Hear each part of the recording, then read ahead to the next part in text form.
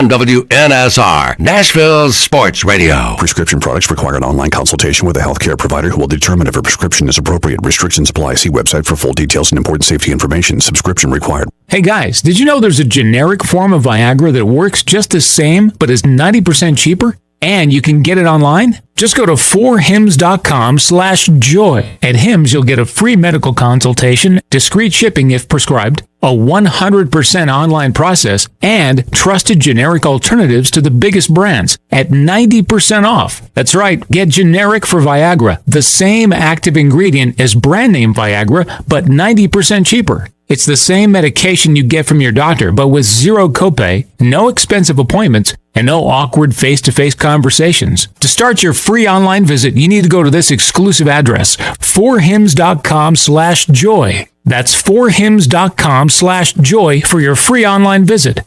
FORHIMS.com/JOY. Listen, You can't handle the truth. it's about to go off.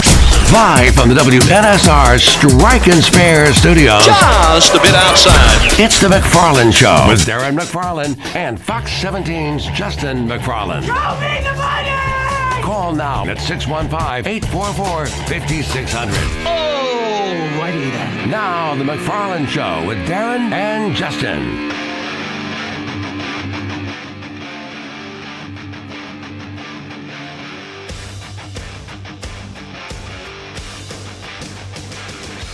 And a good Friday afternoon to you, and yes, it is time for the McFarland Show here on WNSR. Darren and Justin alongside for the next 2 hours with you at the Strike and Spare Family Fun Center studio. Yes, sir.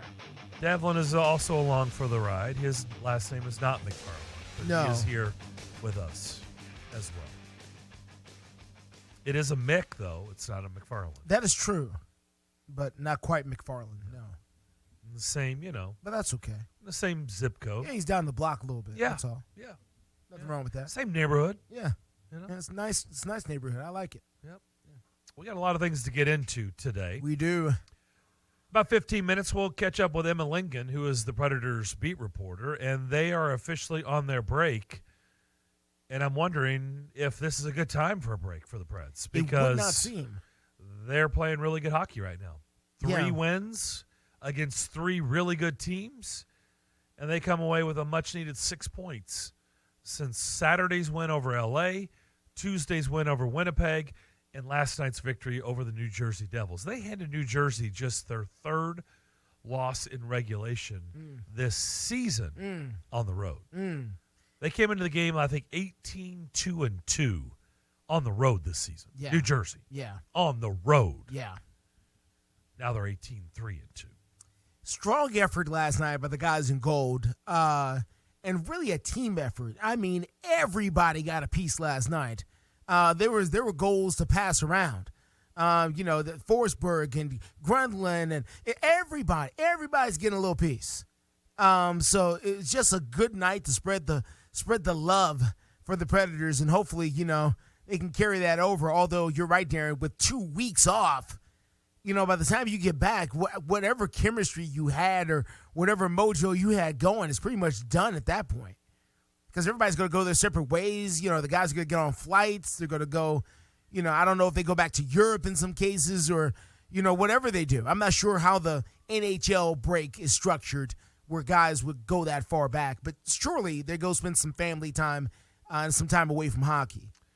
Yeah, I think Nino Niederreiter told me on Wednesday night he's going to the Bahamas. Ryan McDonough said he's going to Grand Cayman. Okay, well, So- that's not quite to Europe, but No. that works. This is a little bit longer than the normal All-Star break, Yeah. so I suspect maybe there's a chance. You know, a couple of them will get back home to Sweden or Switzerland or wherever. Finland. Sure. I don't think anybody's going back to Russia. That's kind of a haul, isn't it? It's kind of a haul, yeah, and there are other things happening over in that region of the world right now. So, well, that's a good point. Yeah, so you're right. I don't know if anybody. That's a really good point. If you're a athlete in the prime of I your would say career, do not go. Yeah, even if you're from Russia, do not go. I would wonder about They're doing kind of in doing a that. war, so There's a conflict happening for sure. So, yeah, that's a good point. And they need able-bodied people. Steer clear of home if you're from Russia. Yakov Steer clear. Steer clear. Yes. Oh, see what I did there? Yeah, I do. I weaved right into a little Fox 17. I saw that. Yeah. Steer clear. Steer clear of Russia. Russia. If I can just work in a code red before we get out of here, man, I'm on it. Stay tuned. It'll be a code red at Arrowhead on Sunday. Yes, it will. I'm fascinated by this game. I'm just going to be totally honest. Okay. By the way, the line has come completely back on the other side to Kansas City. It's like we see the video of his ankle. Mahomes is practicing. Nothing to see here. Yeah. Chiefs are the favorite. What? Yeah. Went from the Bengals being favored by 2.5 early on in the week to Chiefs are back being favored. Yeah. Wow. Okay. The people are very enthused by both games, honestly. I've heard chatter a lot about both. People are really intrigued by both for the first time in a really long time. And not to say, we haven't had other matchups that have been great, but the two matchups this weekend, both of them, for even the casual fan, is very intriguing. Both matchups are. They really are. I think their ratings are going to be through the roof. Yeah. Yeah. Because I agree with you. I think they're two should be exceptional games. Yeah. That I'm just not sure who's going to win. I really no. I'm torn. No, I don't know if you feel very confident about whatever picks you have. I don't. No. I feel like the Bengals are still going to win. I'm just not buying that there's nothing to see here with Mahomes. Sure. I'm just not willing to buy that. I wish it was Mahomes perfectly fine because I think that would be a really intriguing matchup, right? Because Joe Burrow's never lost to the Chiefs. He's 3-0. That was 4-0. Is he 4-0? Devlin will know. It's just 3? Yeah, 3-0, okay. Man. You try, well, so you clearly are picking the Bengals. No. You've got I'm Joe just Burrow saying, 4-0. I got the number against wrong. The Chiefs. I just got the number okay. wrong. That's all. I thought you were going on out and saying it. No, I didn't say that. Bengals win for the fourth time. That. I just thought I got the number wrong. Okay. That's all. And then Philadelphia, San Fran. Woo. I mean, it's in Philly. San Fran has been the hottest team in the NFL. Yeah. Them and Cincinnati. And they're both road teams. Think about it. 49ers, Bengals, two hottest teams in the league. Both of them are the road teams. Yeah. And both of them play well on the road. It just doesn't seem to matter with them kind of where they are. they come in there and do their thing. They dictate, and that is the signature of any great football team, whether you're a dominant defense or a dominant offense, whether you run the ball, whether you throw the ball, you come in and dictate how things are going to go. And the 49ers and Bengals do an excellent job, both of them, dictating what you do. They're going to do what they do, which dictates what you do. And now you're playing their game and you're not playing your own, and they're going to win their game more times than not. And that is the real secret, I think, to their success. And you talked about the ratings, Darren. One thing that Philly-San Francisco matchup has, and that is two huge markets. San Francisco and Philadelphia are both top, 5, TV markets as far as size is concerned. So, yes, the ratings for both of those, huge fan bases for both of those teams, it's going to be a wild scene up there in Philadelphia. And the other thing about it, both for all four of these teams, and I can't remember the last time this has happened. I probably have to think on it. All these teams have been to the Super Bowl recently. Like at least been. Yeah. All these teams have been to the Super Bowl within the last 10 years, 8 years. Philly won. San Francisco lost. Cincinnati lost last year. And Kansas City's won it and lost. Yeah. So all these teams have had very recent success in the Super Bowl. So, both teams should be fairly comfortable on this stage. There's no upstart. I guess you can call the 49ers an upstart because of their players, their star players, but their organizations, their coaches have certainly been in this position a few times here. Well, if it's San Francisco and Cincinnati, somebody's going to break through and win. Chapter 3. Right? Yeah. Cincinnati's never won. Cincinnati's 0-3 in the Super Bowls. Yeah. So they would have an opportunity to win their first ever Super Bowl. San Francisco, we know, has won many, many Super Bowls. But 5, ironically, the last 2 times They've been, lost the last they've two. lost. Yeah. But They lost down in New Orleans against the Ravens. Yes. The blackout game. Yes. And they lost the most recent trip. But isn't that a good problem to have? You know, you're 5-2 in Super Bowls. Yeah. That's a nice problem to have. Yeah, You they know, were, you're- they you and were your- 5-0 before that. You and your 5-2 Super Bowl record. Okay. Boo-hoo. Yeah, cry me a river. Oh, here's a shoulder to cry 5-2. Yeah, you can dry your tears with the championship banners, okay? How you guys doing, 49ers fans? Oh, Yeah. life's tough. But Philadelphia, that was a big deal. Yeah. That was a big deal. Yeah. Because Philadelphia has been marred with tough luck, right? Yeah. They have tough love and tough luck. Yeah. Well, they were 0-2 in Super Bowls by the time they finally got to one and won one. The Dick Vermeil guys Well, they got creamed. back in the day. And then, They got creamed by John Madden, right? In the Raiders? yeah, the Raiders, in the Super Bowl. And then, later on, the T.O. Patriots. lost to Yeah. the Patriots. The Patriots. But out that of was actually a good Jacksonville. game, though. It was a good game. It was a close game, but that was the only one Andy Reid was actually able to break through and go in 4 trips to the NFC Championship game. That was the only one he won. Yep. And got to Philly. Philly got all the way to the Super Bowl. Donovan McNabb and company, and just no.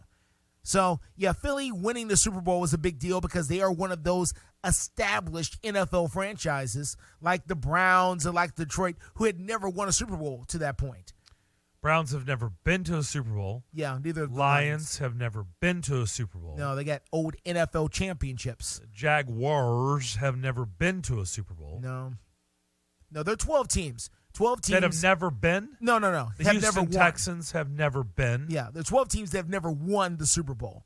Okay, I'm talking about the ones. I'm talking about the franchises that have never even been to the Super Bowl. That's a different count. I would need to look at that again. I was just saying, I think I'm kind of there, right? Well, let's see. You have the I can't think of anybody else. the Browns, the Lions, you got the Texans, you got the Jaguars, That's 4. and the Arizona Cardinals. No, they've been there. Well, you're right. They've been there. been I'm there. sorry. I'm thinking They've been about winners.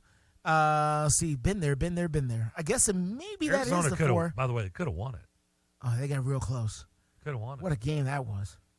Jeez. We know Minnesota's been there. Let's see. Minnesota has been there. It's been a really long time. The Bears have been there. Yeah. By the way, Really long speaking time for of them your too. Bears, I just saw a picture the other day of Jim McMahon. Yeah. Whoa. He is not aged well. Well, Man, he's not aged well. Jim. He looked like he was 93 in that picture. Listen. I think he's 63. Jim McMahon is one of those guys that lived hard. Okay. I know. Look, I know. I understand. There's some rough and tumble miles on that body. Yeah.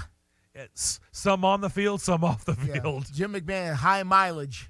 Oh, it is a High high mileage in that and vehicle. it is not just No. highway miles. No. Oh, no. There's a lot of city Those miles. city miles. There's Gridlock.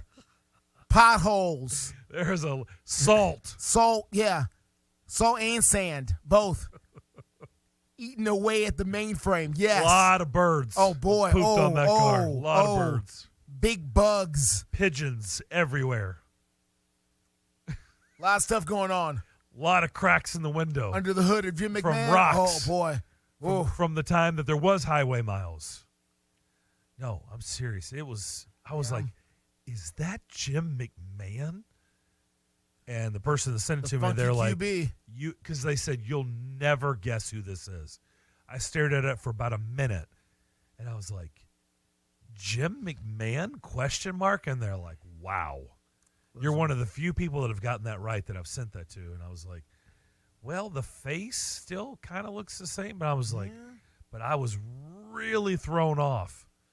And it was like, man, he is not aged well. Jim McMahon was one of those guys who really loved football. If you ever listen to Jim McMahon talk about football, he absolutely loved playing football, which is why he played for as long as he did and for as many teams as he did at the end. Jim McMahon loved football so much he played for the Packers after being a Chicago Bear for as long as he was. Jim McMahon played for the Browns. Yes, he did. The Browns, the Eagles, the Chargers. I saw him in a restaurant in Cleveland. Yeah. Once when he played for the Browns. Yeah. No. He loved playing football.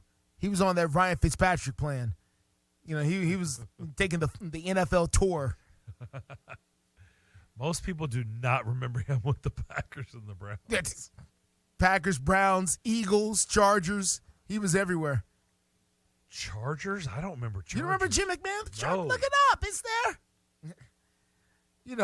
Now, Really? Now we got to do it. Now I got to look Chargers? up all the teams Jim McMahon played for. Was he just a backup? He wasn't a Oh, starter. yeah. He was the backup, yeah. Okay. No. He wasn't the starter. No, he was just a backup. Okay.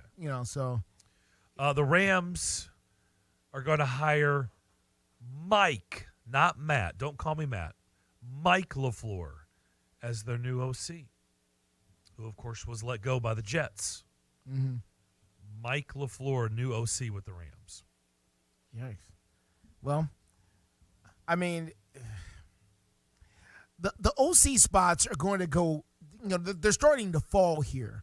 And, the question has to be asked, how long are the Titans going to wait, or were these guys being hired at all, any of their under consideration by them? Because we haven't heard a whole lot from them lately about who the OC could be. And it's fine. Listen, it's not like they have a game tomorrow. I mean, they can wait. It's just that, is the guy they possibly want going to be snatched up by another team while they continue to wait to possibly talk to members of the Kansas City Chiefs staff or whoever it is they're waiting on? And because, you kind of get that sense that they wanted to talk to Eric Bieniemy, they wanted to talk to Matt Nagy, and could they just be waiting for them to be done with football to conduct some of these interviews? So, and if so, just know that there's going to be a whole lot of people who are going to go off the board here by the time you get around to making your decision. And I'm sure they know that. Listen, they get it. Yep. So, We'll come back. We'll catch up with them in Lincoln as the Predators head into the break after winning 3 straight. We will do that next on the McFarland Show, Nashville Sports Radio.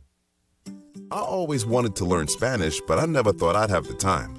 Then I discovered Babbel. Babbel's lessons are fun. They only take like 10 or 15 minutes, and in 3 weeks, presto, you're starting to speak another language. Like magic. I love that Babbel's lessons aren't just robots talking. They're voiced by native speakers, so you get the pronunciation just right. And they're designed by real language teachers, so you learn how to have real-world conversations, things you'll actually use. It's incredible. After using Babbel, I'm ready to start having real conversations in French. There's all kinds of ways to learn. Use Babbel's podcasts or games or videos. You can even join live classes with a language teacher. If you want to learn a language, there's no faster, easier, better way than Babbel. Babbel. Babbel. Babbel. Évidemment.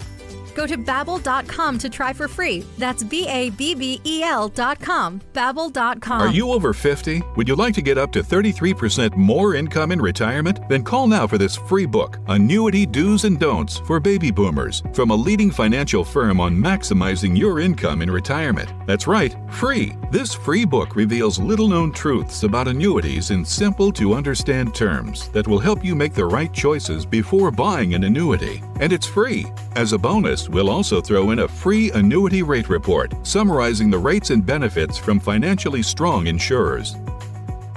Call 800-715-9880. That's right, Annuity Do's and Don'ts for Baby Boomers and Annuity Rate Report, both absolutely free for calling today.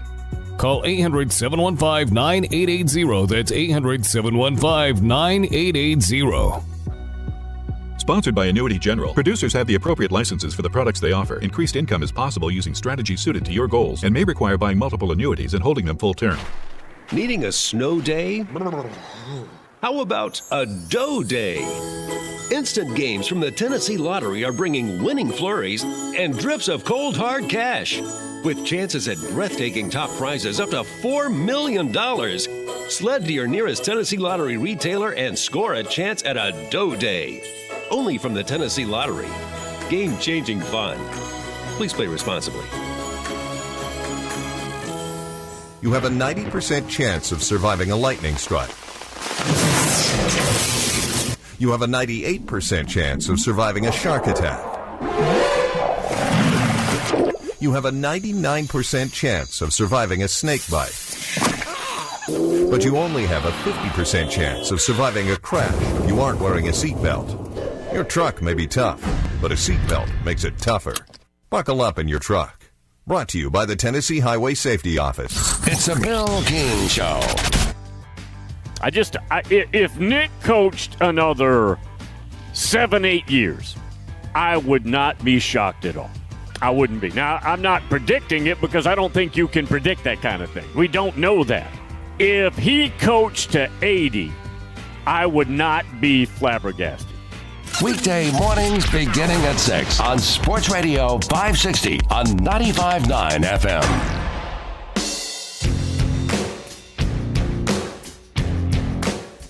Back here on the McFarland Show, Darren and Justin here with you. Live Strike and Spare Family Fun Center studio. You can watch us, speaking of live, every day. We're on video. We shower and everything. We try to clean up for the show. Yeah. Facebook, YouTube, Twitter. Give us a watch. Now joined by Emma Lincoln, Predators beat reporter. They have headed into the break on a little bit of a heater. And then they'll go down to the All-Star game. UC Saros will. That'll also be hot down there in South Florida. And that'll be next weekend. Will be the NHL All-Star game. And Emma now joins us. Emma, how you doing? I'm good. How are you guys? We're doing fantastic. Probably not better than the Preds right now, although they may be a little bit sad that they've got to go away for a week and a half. They're playing pretty good hockey right now. Yeah, it's definitely a thought that crosses your mind. You think, like, oh, do you really want to disrupt the mojo and the momentum that they have going right now? But I think if you talk to anyone around the team, they're all pretty happy to have this break right now. Yeah. It's been a tough month, a lot of ups and downs. They deserve the break. I know a bunch of the guys have already split town. They're already on vacation, which is well deserved. So. There are definitely pros and cons to having the break come when it does. Big win over New Jersey. They get the season sweep of the Devils. The Devils are 31-13-4 on the year, and the Predators took both of them from them. And last night they won 6-4. And this is a Devils team. That was just their third loss in regulation on the road this season. That just tells you how good. I think they came into the game 18-2-2 or something like that. It's crazy. That's a big win. Yeah, so New Jersey they had the best road record in the NHL, which is, really saying something. And in addition to being, one of the top teams in the league overall right now. And obviously we saw that the Preds could beat them. They beat them in a pretty dramatic fashion earlier in the year up in Newark, but it was really, really great to get that win, like you said, over such a dominant team. And it was an exciting win, too. I mean, 6-4, lots of goals, lots of activity. So, we got scoring from all throughout the lineup, too. So it was a fun one. Good way to head into the break. Yeah, because they knew New Jersey was going to score. I think New Jersey was averaging like 4 goals a game. They can score. So you knew you were going to have to put the puck in the back of the net, even though they had a stretch of wins here recently where they've been winning 2-1. You just knew that wasn't going to be a 2-1 game. Yeah, not with that New Jersey team. You're right. And so New Jersey was also playing on the front end of a back-to-back. They play again tonight in Dallas, and so if the Preds were, fortunate, they got to face New Jersey's backup goaltender in Mackenzie Blackwood. But even he made some good saves, I thought. And, there was a lot that needed to go right for the Preds, and I think most of it did. I mean, we saw them come from behind 3 different times in that game. And so it's a good win over a good team, but also a good character win for these guys. This team started off 5-8-1 in their first 14 games of the season. And since then, they've really turned, especially this little stretch here of about 20 games, they've really turned things around. They played really good. What have you seen in that stretch?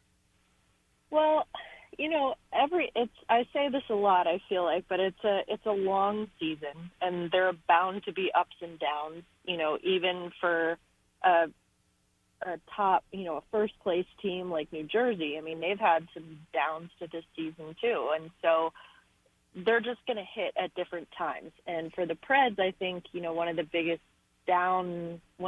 valleys of this season came early, which, it's unfortunate when that happens, because I think it's hard to really kind of get going, but it also makes it easier for maybe some of the outside, like the negative noise from the outside to kind of creep in. And I think you were seeing that a little bit. But one thing I'll say is that this team's confidence in themselves and in the game that they know how to play has never wavered once this season. They have never doubted themselves. They know what they're capable of.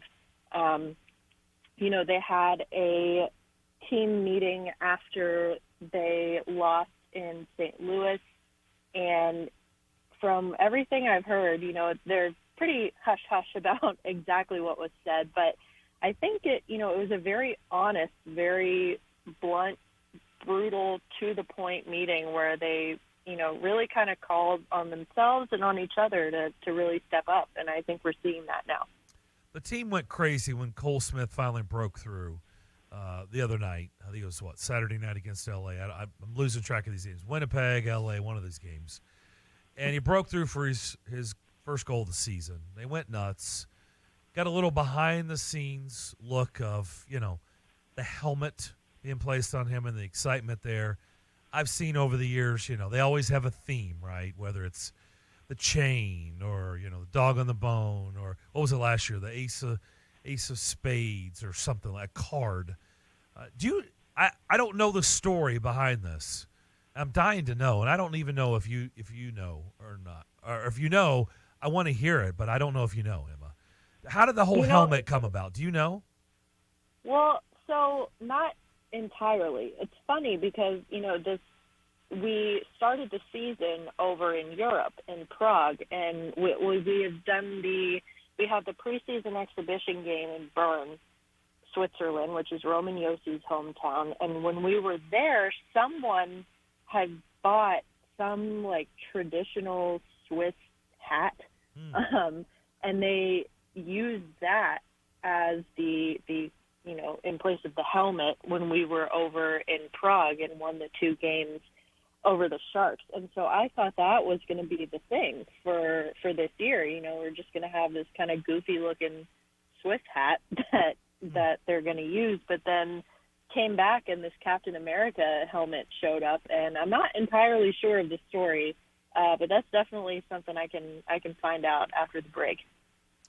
Yeah, I'm dying to know. So you called it a Captain? Yeah, that's the best way to describe it. Is that what they're calling it? A Captain America helmet? Yeah, that's what hat? I've heard it being called. Okay. Yeah. Interesting. Yeah, I'd like to know the context of how that all started. Second, how about Cody Glass? The way he's been playing, quite a season he's had to this point. What do you see at him? Nice power play goal last night for the Preds. By the way, the power play has looked a whole lot better. I thought the power play looked really good last night. Seems to be really coming together for Cody Glass. Yeah, it has. And, I think that Cody's been one of the best storylines of this season. I mean, he became a fan favorite early with the video that came out of him, in tears when he found out he made the team out of camp. I mean, for a young kid, he's only 23, but he's been through so much already with injuries and trades and getting sent down to the AHL and just all of the, adversity he's faced as such a young guy. And so he's just one of those guys that you root for, And so to see, the Preds brought him over in a trade with Vegas because they saw potential in him as a top 6 forward. And so they wanted to give him opportunities in that kind of role. And we saw earlier in the season, he got those opportunities. And it didn't really pan out like anyone had hoped. And that's okay. Sometimes guys just aren't ready. And that was, I thought, a really good example of a coaching staff that really cares about their players and wants them to succeed. They weren't going to keep throwing Cody back in the top 6 when he wasn't ready for it, because that's not good for anyone involved. And so, he spent some time on the bench. He spent some time on the 3rd line, 4th line, and kind of got more reps in to really just build up his own confidence, because, sometimes the mental game really doesn't catch up with the physical game. It's not always at the same pace. And I think it was a mental thing for Cody, that he just needed to mentally get there.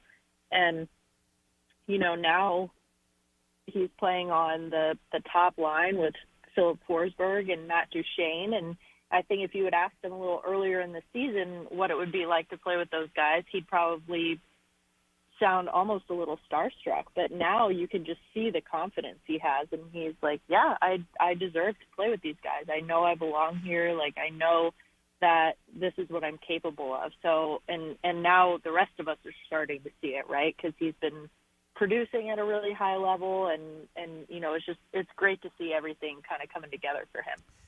Emma, who is your MVP of the first half and why?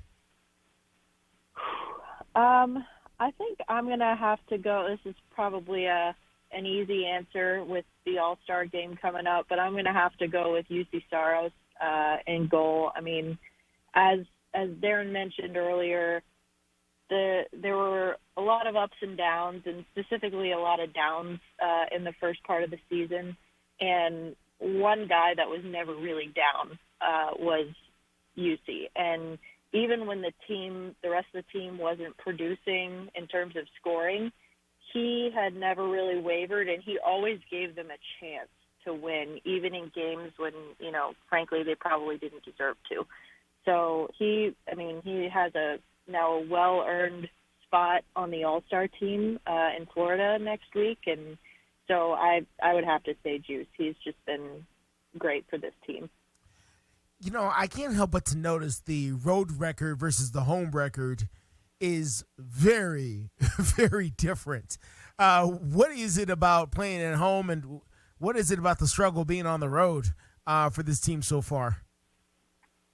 I don't think there's really one answer or one thing you can point to there. I mean, the schedule is, I feel like this happens every year. People will say, oh, the schedule sucks this year. Schedule's terrible, and it'll be different every year, but it still sucks. So I think, there are different, and it also depends on what the other teams that you're facing are going through as well. So, like, for example, when the Preds were at home on Tuesday, played Winnipeg, Winnipeg was on the last game of a 5-game road trip for them. Okay. And I have now been on a couple of those road trips, and they're long, and it is not easy, and you kind of do run out of steam by the end there. And so, that's something to keep in mind too. It's not just about the Preds being home or away. It's also about what the other team's situation is. But, I think it's good to kind of get some consistency, when we have these longer home stands like we've had, that, everyone is just more comfortable. They're home, they're around their families, that, it's more familiar with them, especially with as many young guys as we have on this team right now, who might be their first or one of their first seasons as a full-time NHL player. That does make a difference. So if I had to guess, I would say it's probably a combination of all of that. Emma, when you look at where this team is in regards to the standings here at the break, they're 1 point back of the wild card. They're 2 points back of third place in the division. A whole lot to play for coming back here on the second half. Sometimes I think, because they were not what some people were expecting, it feels like everything is lost and the season's over and that kind of a thing. But it's really, they're really actually very competitive as far as being in the thick for at least getting a shot in the playoffs here. Definitely. And, as I mentioned before, it is a long season. And so if you look, as you said, at the standings right now, I mean, the Preds are right there. They're right in it. And there's still a lot of hockey left to be played. We're at the sort of unofficial halfway point here. We're actually a little over halfway through the season, but with the All-Star break. So I think, there's still a lot left to be played, a lot of chances, and they're definitely right in it. And I think, just from talking to John Hines last night, he was saying, kind of talking about last season, how it almost looked the opposite, how they started off really strong and then kind of petered out towards the end and almost kind of limped into the playoffs there. And so, if what we're seeing now kind of keeps going, then we could see the opposite here, which it's almost, you kind of feel like maybe they're peaking at the right time. Last but not least, for me at least, and that is where the guys are going on the break. Now, I don't need specific players or anything like that, but I've heard the Bahamas, I've heard Grand Cayman. I wonder if they're going back over to Europe, some of the guys, because the trip is a little bit longer. Can you name the most exotic thing you've heard? Again, I don't need all the details. I don't need to know which player and who they're going with and all that. Just what is the thing you heard that you were like, you're going where? I know. So I heard a couple Mexicos. I heard a Disney World, and I've heard a small town in Ontario. Okay. So I think that, maybe not exotic, but still probably had the reaction of, oh, really? You're going there? So sounds cold. Yes. Yeah. If a hockey player going to Ontario, to go imagine north, in January? Yeah. Early February? No. All of the Mexicos and the more tropical destinations made a lot more sense to me. I just saw something real quick. There's going to be a Stadium Series game between the Capitals and the Hurricanes at Carter Finley Stadium in Raleigh. Am I to assume that's where NC State plays their games? It is, yeah. Okay. And it's actually right across. They share a parking lot with PNC Arena where the Hurricanes play. Oh, interesting. Okay. That is interesting. I've been to an NC State football game, so I'm familiar with the lay of the land. Right off the interstate. Is it a good setting for NHL? I mean, it's the football. The football stadium. It's just. Yeah. It's just a big parking lot, a huge parking lot. Okay. Yeah. So I will say, the culture there, and it's trickled over into the hockey culture too. Tailgating for the Hurricanes games is huge. Really? It's a huge thing there. Even for the normal games at PNC Arena. But then if you add the outdoor element, you get the NC State fans too, and have kind of that whole area there. Like I could see it definitely being a really fun experience as far as the tailgating goes, because people do get really into that. Now, as far as the weather, that's kind of similar to Nashville, where you really don't know what you're going to get. It could be 30 degrees or it could be 70, it kind of depends. So hopefully, it's not too warm, and they can have a good experience there. But yeah, I think that they'll do a good job with it. They'll probably root for right down the middle. 50 degrees and maybe even a little overcast would be probably a perfect outdoor game. Well, that's what it was in Dallas for the Winter Classic, and it was perfect for the Preds and the Stars. So about 50 degrees and overcast. Be perfect. Not too hot. Not too hot. Obviously, it won't affect the ice, but not cold, right? It's just kind of, it's okay. Yeah, it won't be Arctic. It's not freezing cold. Yeah. Yes. Yeah. Emma, enjoy your time down in South Florida around the All-Star game. That'll be next weekend. Enjoy a little downtime as well, and we'll talk to you soon. Thanks for doing this. All right. Thank you, guys. That is Emma Lincoln, Predators beat reporter. A little break for the Preds. They're going in on a little bit of a mini heater here. 3 games against 3 really good teams. They came away with 6 points. They'll come back after the break at home at Bridgestone Arena against the Vegas Golden Knights. So they don't get to ease back in. They got to hit the ice. Listen, you want to win or not, okay? Yep. Bring them in, okay? Just, you can't play the Blackhawks every week. No, bring in the Golden Knights. Let's go. There you go. I like that. We'll come back. Wide open the rest of the hour. 615-844 5600 on this Friday. 844-5600. Your phone calls are welcome as you listen to the McFarland Show, WNSR. Diabetes, high blood pressure, anxiety meds, everyone's on them. If you're a 50-year-old male, maybe a bit porky, and you may even have type 2 diabetes, $1 million of term insurance may only cost you about $200 a month. Call Term Provider. Speak with Big Lou at 800-529-2856. Big Lou will find a term life policy for you even if you have type 2 diabetes, are overweight, or have high blood pressure. Term Provider has helped thousands of people like you who think they can't afford term life insurance.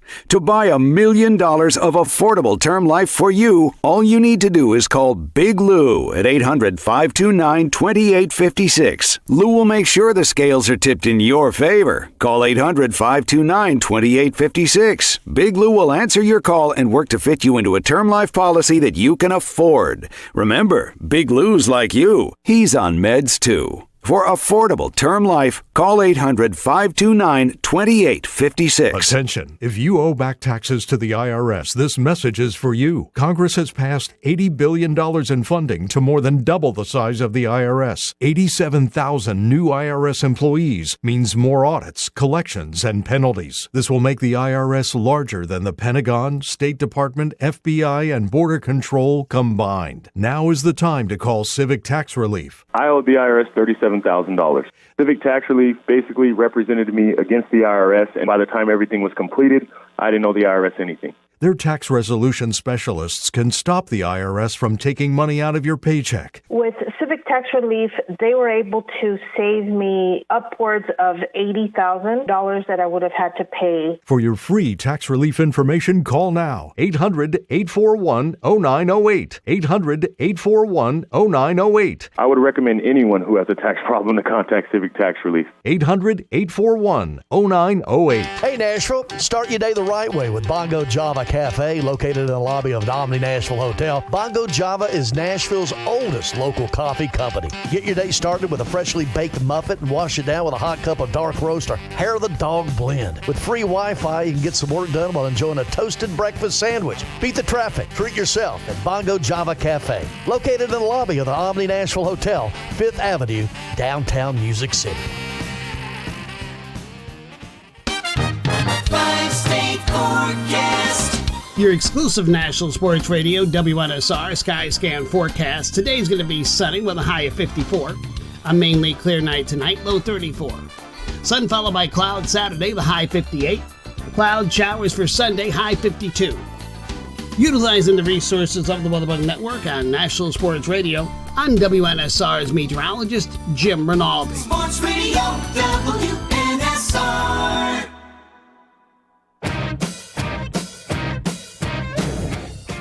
615-844-5600 is how you get in touch with us. Let's go to those phone lines. Let's go down to, Columbia.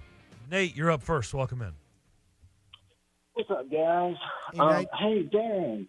I'm not going to give the name of the establishment because no free plugs. But I was enjoying a nice spicy sandwich today, and I thought of you. How have you ran into any establishment with your nice potato cakes? No. Why are you saying that they're back? No. Oh. I was just seeing if you had dabbled back into it. No. There's nothing. Okay. I mean, I've dabbled into it at home now. I have transitioned to home because they do sell them in the grocery store. So I buy them, put them in the air fryer, and I enjoy my own version of potato cakes. But no, that one, fast food place still hasn't brought back potato cakes to my knowledge. Yeah, I ordered from there today. I didn't notice it, but I was just thinking about you when I was enjoying it. No, I haven't been there since, and I won't, Nate. I won't. I'm boycotting them. So back to the not the Winter Classic, the Stadium Series topic. In 2019, I went to Carolina to watch a Carolina Preds game. And they did have some tailgating, not as much as you probably would think. Now maybe they have grown up a little bit and started consuming beverages earlier than 3 o'clock in the afternoon because the game we went to was at noon, and there was like maybe 2 tailgaters. But they are so kind and everything. I jokingly went over to one that had a cocktail flag, and I asked if I had anything that I could drown my sorrows in, because I think we lost like 5-1. And they said something, and I was like, no, I'm talking about a beverage, not the recreational stuff. Yeah. But it's Carolina's pretty cool. I haven't been to a football game at the NC State campus, but the football stadium really isn't. Yeah, it's not really on campus. You know what I mean. Yeah. Across the parking lot. Yeah, but our roles have flopped. I haven't been to a hockey game. I've been to the football game. So the arena's pretty cool. Yeah. I've got a buddy that's actually going to the Stadium Series next, or was it the 18th? 18th. Yep. Very cool. Yeah. So outstanding. All right, Nate. Well, thanks for bringing up potato cakes. I'm hungry, and now I'm angry. So thanks for doing that. Have a great weekend. Of course, y'all too. Appreciate you, Nate. You know who used to sell those? Used to. Past tense. Not anymore. No. They don't have my business. Okay. Just saying. Jeez. Let's go to Eric in Nashville. Eric, what's up?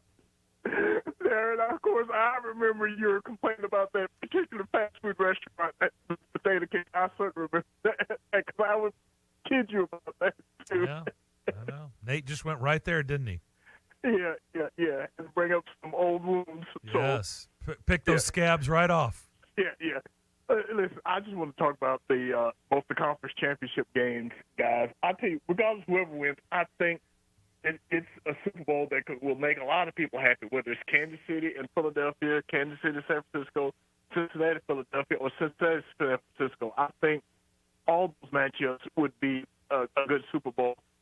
So what the public wants to see, I know what most of the media wants to see. They want Kansas City and Philadelphia, Andy Reid going up against his former team. That's what I think most of the media probably want. But I think regardless of whatever the Super Bowl is, it's going to be a bunch of storylines.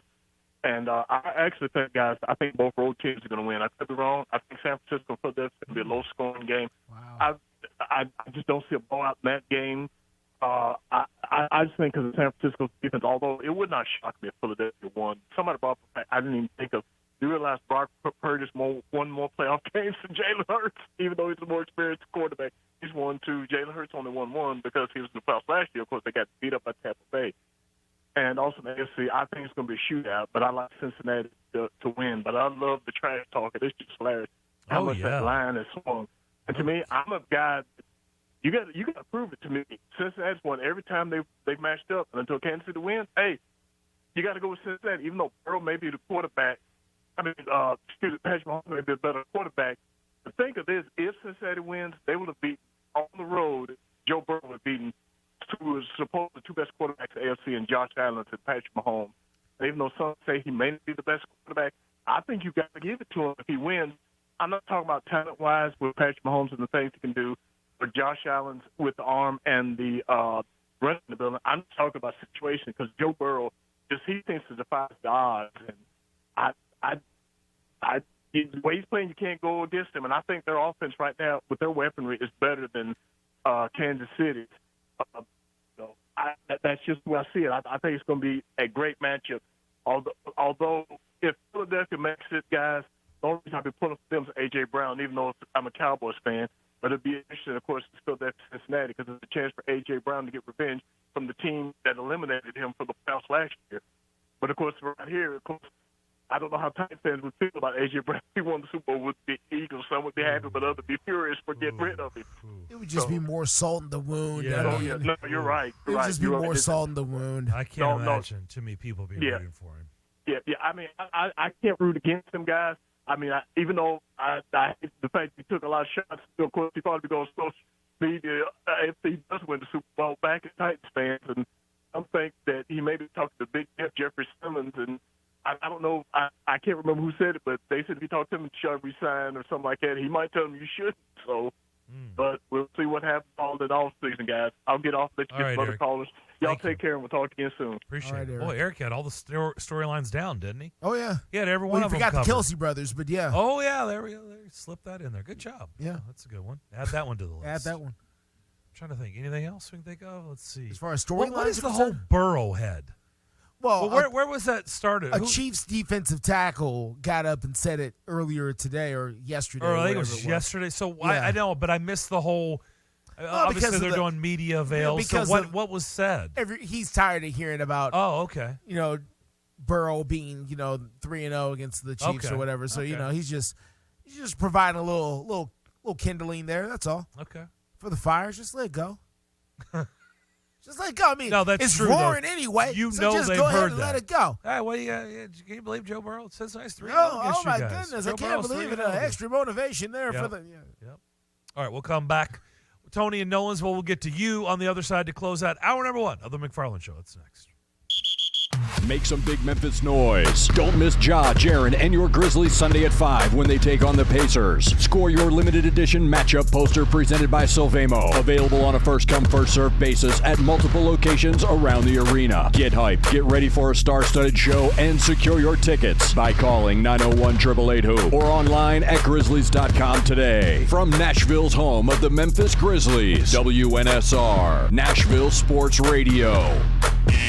When was the last time you did something fun with family, friends, coworkers, and clients? What if I told you about a place under one roof that offers affordable entertainment for all ages? That's what you'll find at Strike and Spare Family Fun Centers in Donaldson, Hermitage, Tusculum, Hendersonville, and Murfreesboro with bowling, games, food, drink, and entertainment for all ages. Enjoy an enhanced experience in Hendersonville or Murfreesboro where they feature additional fun with bumper cars, laser tag, roller skating, and more. All locations are open 7 days a week, including holidays. Visit online at strikeandspare.com. Strike and Spare, where fun is bowling. Individuals and businesses with tax problems, listen carefully. Do you feel like you're losing control of your finances? If you owe over $10,000 in back taxes or have unfiled tax returns, we can help you take back control. The IRS is the largest and most aggressive collection agency in the world, and they can seize your bank accounts, garnish your paycheck, close your business, and file criminal charges. Take control of your tax problem now by calling the experts at U.S. Tax Shield and take advantage of the Fresh Start program and new laws that may allow us to negotiate a settlement for the lowest amount possible. Our team of tax attorneys and enrolled agents can stop collections and get you protected so you can take control of your financial future. U.S. Tax Shield offers a price protection guaranteed quote to get you protected today. U.S. Tax Shield is A+ rated with the Better Business Bureau, so call now. 800-785-9132. That's 800-785-9132. U.S. Tax Shield. 800-785-9132. 13 locations nationally, including Smyrna. Star Leasing Company is a semi-trailer one-stop shop and the perfect place to build a career as a semi-trailer mechanic. Seeking candidates with all levels of experience, Star Leasing Company has a semi-trailer technician trainee program with sign-on and quarterly bonuses and other opportunities such as $1,000 for having a yearly physical. The package also includes 401k with company match, health, dental, and vision insurance, competitive pay with weekly paychecks, and paid holidays and time off. Star Leasing Company, not your typical semi-trailer leasing company. Visit starleasing.com to learn more. This is the Greg Pogue and John Burton Show. Welcome, Angie McCartney. When he'd come home, Jim would say to him, "How are your bowels, son? Are you eating properly?" "Oh, Dad, I'm a beetle. You don't ask me about my bowels." "Oh, it's not that funny. Come on." We didn't expect to be talking about Paul's bowels this morning. Greg Pogue and News Channel 5's John Burton, WNSR, Nashville Sports Radio. At about 3:20, we'll head up to Minneapolis. Talk with Eric Hasseltine. Grizzlies, Timberwolves tonight. You can hear it on these airwaves. I think they tip at 7:30. Grizzlies been on the road for a while. There's unrest in Memphis. There is. There's been unrest on this road trip. Yeah, of a different kind. Yeah. So we'll get into all that stuff with Eric at about 3:20 today. But let's go back to the phone line. 615-844-5600. Let's go to Tony in Nolansville, where I was at late last night at the Hit Lab. Good afternoon, gentlemen. Tony, I guess you're out here doing some baseball stuff, were you not? Yes, sir. That's good stuff. Good place out here. When Nate brought that up a while ago, I will be honest with you, Darren. The last couple of times I have gone by that particular establishment when I'm ordering and I cannot pull in that drive-through and not think about you and those potato cakes. I know. I do. Breaks get my tickled heart. with it. You guys And, are just know it does. And I love pulling me in too. the deep end of the pool with this stuff today. I don't understand it. I'm drowning in potato cakes. FYI, I went to a famous breakfast establishment that we all probably tended to, little letters WH. And this morning, and I'm now being told that that place, they don't carry picante sauce no more. None, nowhere. Oh, and really? They're going to quit carrying. I always put it on my omelet I got. So anyway, just a little throw that out there. Okay. A little smothered covered action. Guys, you know, supply chain issues. The two games coming up, I think are going to be fun to watch. I'm leaning to home team on both. Generally, there is an upset. Not always, but a lot of times there has been. But I'm leaning towards the home team. I just think it favors them. And even with a hobbled leg, high ankle sprain, I still think he's enough of a weapon, talking about Mahomes here, that I think he can still make a difference in the game. And we saw him make a couple of plays last week, hobbling around on it, but I still think he's a weapon enough to make the difference in that game. And I'm the not sure Eagles, there's an I upset, said it the Tony. other day. I don't think there's when you look at the Do what? line, I don't think the odds makers, I mean, Philadelphia's 2.5-point favorite. Kansas City's now 1.5-point favorite. I don't really know if any of these games could be deemed There's an upset. no upset right? in either game. Yeah. Absolutely not. I think it's just kind of like pick 'em. That I've always looked at a pick 'em being 3 points to the home team. So I mean, I just don't think San Francisco's going to go into Philadelphia and win that game. I just don't. Okay. I might be totally wrong on that, and to me, that would be an upset. That would be an upset if there is of one of these two teams. Like I say, that's to me. But you're right. There are close points, and it's, we'll see how correct Eric is and all his information he gives. Gotta go, Nate. It's going to be fun to see how they play out. Tony, we got to run, man. Sure. Up against the break. I know you do. Talk to you later. Have a good weekend. Thank you, Tony. You too. Enjoy the games, man. They'll be fun. Absolutely. I just don't think there's an upset in this weekend. No, I don't on either. Sunday, right? No, I agree. Could we be surprised by anything? I don't think so. Hour number 2 next. On air and online, Sports Radio WNSR, Brentwood, Nashville. ABC News, I'm Alexis Christoforous. Civil rights leaders urging calm ahead of the release of body cam video from the encounter between Tyree Nichols and 5 Memphis police officers. They've been fired and charged with second-degree murder. At this point, only a handful of people have seen the body camera and security video of what would become a deadly police interaction with a civilian. Among them is Memphis Police Chief C.J. Davis. In my 36 years, I don't think I've ever been more horrified. Davis says she was angry and saddened by what she saw in that video. She was also confused. And the level of aggression. Aggression shown by 5 men wearing the same uniform she wears.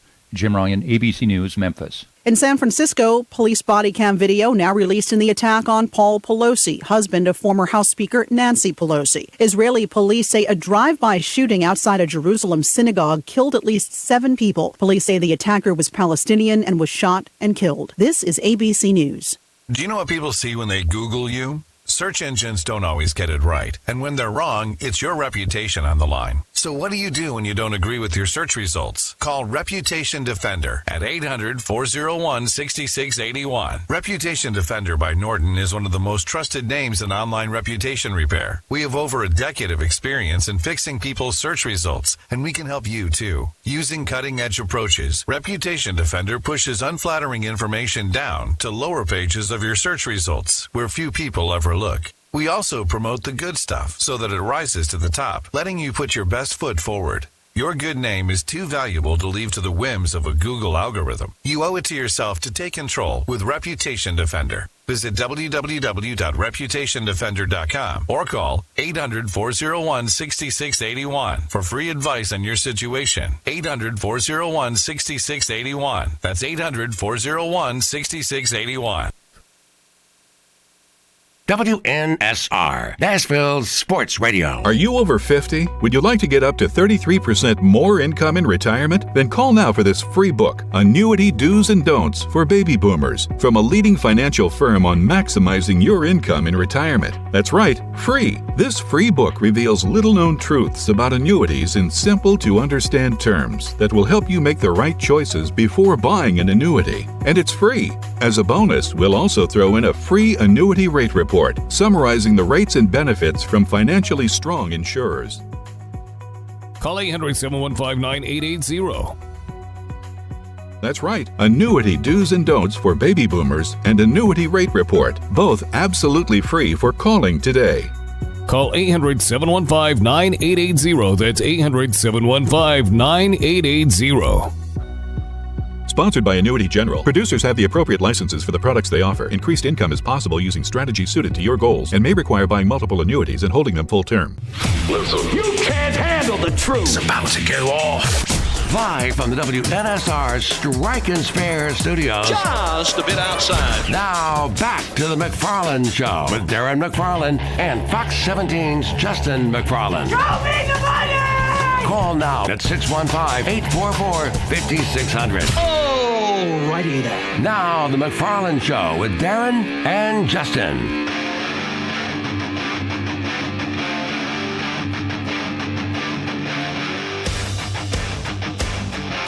Second hour McFarland Show on this Friday afternoon. 15 minutes. Talk a little Grizz with Eric Castleton.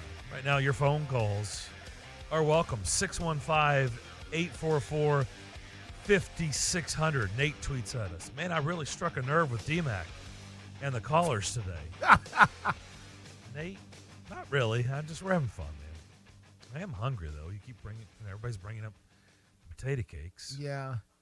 Everybody knows. It's something that really bothered me when that establishment got rid of potato cakes. Really grinded your gears. That was my favorite. That was my favorite. That was one of the reasons I went there, man. I loved those potato cakes. And they betrayed you. Especially the hot piping. Don't do it to yourself. Don't you see you doing it to yourself right now? I get angry. Why are you bringing up the hot piping? That's not necessary. Just it's like the fries. Like, you gotta have them. It's gone. Smoking It's hot. gone. It's gone. It's gone. Let it go. Yeah, you gotta move on. I tried to bully them on the air, bring it back, and you think you were gonna bully a national fast food chain? I really wanted to. Okay. With the help of thousands. You were gonna need we millions. were gonna march the steps of this fast food restaurant. No. Well, first of all, they don't have steps, so you would have had a hard time with that. No. You sure none of them have steps? I can't say all of them, but pretty sure the majority of them do not have steps. You may find one up on a hill somewhere, so you have to climb a hill maybe, but steps, not really their thing. I was trying to rally the troops. What I found out is there's a lot of people that enjoyed them as much as I did. That's what I found out. I'm sure. And then there were other people like, I don't get it. I don't know what you're talking about. Who cares? Yeah. That's fine. That's how it works, right? Well, God bless It's America. life, man. Yeah, that's how it works. By the way, during the break, since we've been having all this, food discussion and everything, we have. I saw a tweet from there is a Five Guys, yeah, in Syracuse, I guess on their campus, okay, that's hiring, and they're paying almost $18 an hour. Oh yeah, at Five Guys. Yeah, they're doing that here. Almost $18 an hour. You don't have to go to Syracuse. Really? Yeah, you can do 17 at least. I saw a sign right here in Nashville. Absolutely. 7 for fast food. For Five Guys. Yeah, for fast food. Five Guys. Yeah. So this is like a company thing. Well, it's also a fast food thing. I mean, listen, if you want people to work these days, you're we've right. been to the places. Listen, if you've been around, there are a lot of places that are doing limited time as far as their operating hours simply because they don't have enough workers. We have all experienced in the last year or so going inside of a restaurant and them telling you we can't seat you, even though you see wide open tables everywhere. Yeah. And you're wondering, well, why there's seats available? Well, yeah, there's seats available, but there's not waiters available in order to serve you. So if you just want to go sit there for the next 30 minutes, feel free. But no one's bringing you any drinks. No one's fulfilling your food menus, the food orders, nothing. I saw a video this morning. There's the owner or the CEO of Raising Cane's Chicken. Have you ever been there? I have not been there. I know they're coming to Nashville. They're about to open one in Smyrna. Yeah. Woo. I know they got several locations coming to town. Yeah. Well, when we go to East Tennessee, there's one in Cookeville. Okay. So I've not stopped by. Stopped there. I've not stopped by yet. Yeah. Okay. Legit. I've heard great things. Stopped at one in St. Louis when we went there for our World Series back in June and back in the summer. Okay. That was the first time I experienced it. I was like, wow. Anyway, that's not why I was bringing it up. Is it right now Powerball or Mega Millions, the one that's really high? Oh, the Powerball's up really high right now. Like 600 million, something like that. Yeah. He bought 50,000 tickets. Okay. For their 50,000 employees. Okay. And if they win, they're obviously going to split it as a group. That's an interesting approach. So I don't know what 50,000 divided by 600 million is. It's still a nice gesture, right? Decent cut. It's got to be a pretty good cut. It's a decent cut somewhere. That can work. They're thinking about their employees. Well, listen, you got to right now, or else you're not going to have a business. There's a lot of businesses that have probably closed up shop because they're not willing to pay employees right now. I mean, this is just the way of the world. No, you got to take care of the people you got, or else. I mean, people have found one thing the pandemic did is it forced people to figure out what else they would do if they were not doing the thing that they were doing when the pandemic began. Because a lot of people think, I can't live without this. I have to do this. Then one day that thing is gone. Then you figure it out. I can live without this. I don't have to have this thing. And then the thing comes back. You go, no, I'm good. I'm going to stay over here. Yeah, guys, I really didn't like doing that thing anyway. Yeah. So, why am I coming over there? How much? $7 an hour. Are you kidding? So the other thing is just the market. We got condos downtown Nashville right now, Darren, going for $2,000 for 450 square feet. I saw a listing the other night. That's way up. It's one of the high rises downtown. This is downtown Nashville. Sure. 2-bedroom. Yeah. 2-bath. Yeah. That's probably $4.2 million. $1.7 million. Okay. That means it's not in a good building, though. No, $1.7 million. Yeah. A high-rise apartment, or I guess, what are they? Condos, condo. Yeah. I guess to say it's a condo. It's condo. If they're selling it, it's a condo, yeah. For $1.7 million. A 2-bedroom, 2-bath. Are we in Manhattan or somewhere? Like, what is this? Like, dang, we all grown up. Yeah. Oh, yeah. Well, we all grown up. It's very real. $1.7 million downtown Nashville. 2-bedroom, 2-bath. Yeah. I'm going to pass. No, this is a real thing. Thank you. This is a real thing. So that's why Five Guys has to pay $17 an hour to get people in the door, or else they're not going to have doors. The Five Guys, they better get all 5 guys in the restaurant, start slinging these burgers because people are not coming in for $7.25 anymore. They're just not doing it. No. They don't have to do it. And plus, you almost get in a situation you can't afford it. If you're paying, $2,000 a month for rent somewhere, you can't afford to work for $7.25. You just can't. You're wasting your time. You're spinning your wheels. Yeah. I wonder who's going to be spinning their wheels this weekend on Sunday. Well, I'm still going with, and you made your picks earlier. I feel like one of them's going to be a blowout. Because it plays out that way. We all think it's going to be, one's going to be, or they're both going to be close. And it feels like one of them's just going to get away. Like, it's just naturally how it happens. Yeah.